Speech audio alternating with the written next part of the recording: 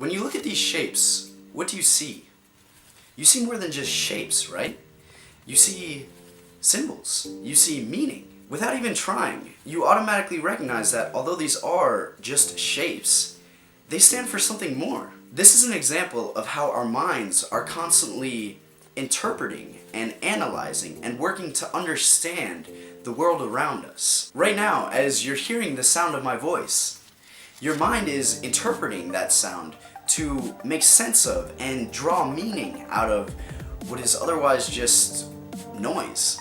Blah blah blah blah blah blah. Think about how you go about your day when you're in a store choosing what to buy, or walking down the street, or meeting someone new. For most people, there's a pretty constant inner dialogue. And that inner dialogue, the thoughts in our mind, deeply affect how we experience life and deeply affect the quality of our life. Maybe you've heard the quote, "We don't see things as they are, we see things as we are." And every one of us is unique. We all grow up in different social and cultural conditions. So we all have different ways of understanding the world.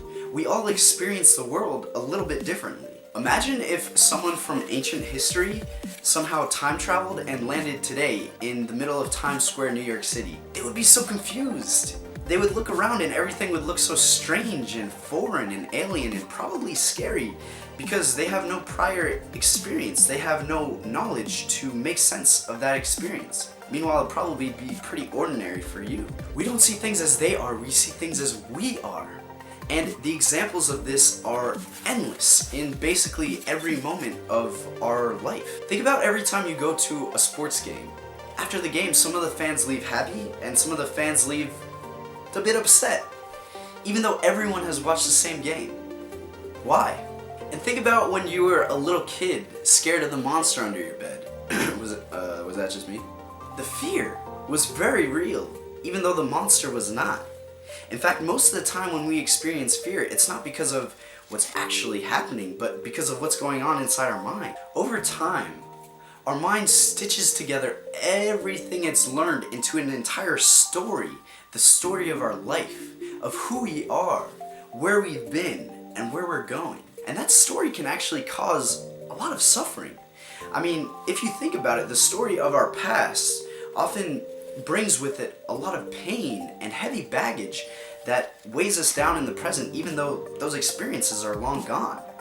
And the story of our future often causes us a lot of anxiety and stress and apprehension. Our minds are so powerful that our imagination can be the cause of our own suffering. Have you ever noticed that humans are the only animals who suffer from low self-esteem? It's because that's only possible when we're lost in this story of me, when we're identified with the thoughts, the mind.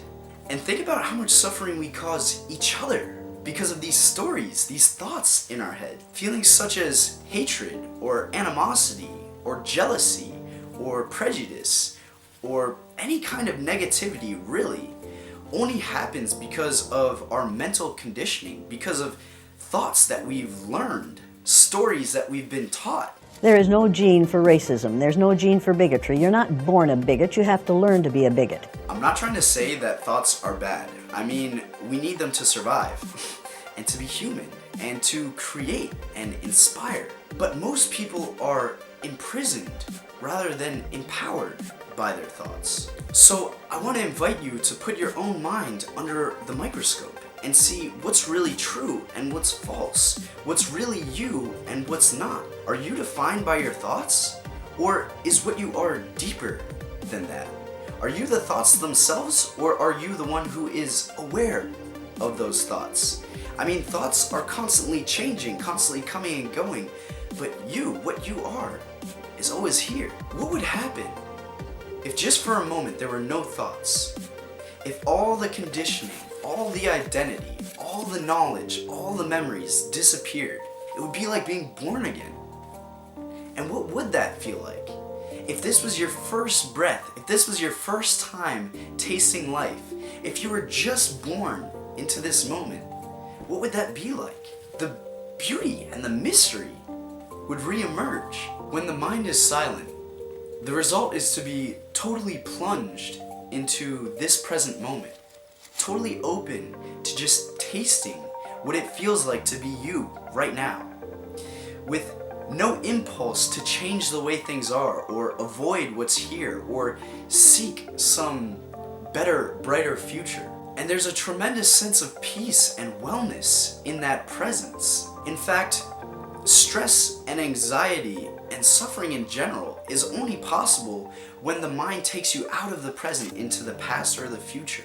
When you're present, there might still be pain or sadness or anger, but the suffering doesn't happen until the mind starts resisting that and struggling with that experience. And another name for the absence of suffering is happiness. Most people spend their entire lives trying to solve all their problems and fix everything with their mind, which is the very place where all their problems are created.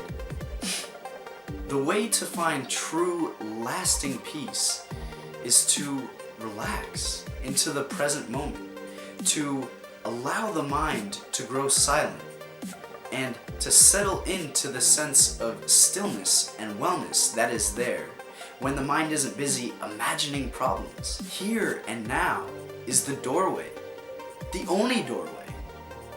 And when you turn presence or mindfulness or meditation into a habit, and you make that place of inner silence your home, that is the beginning of liberation and a life of peace.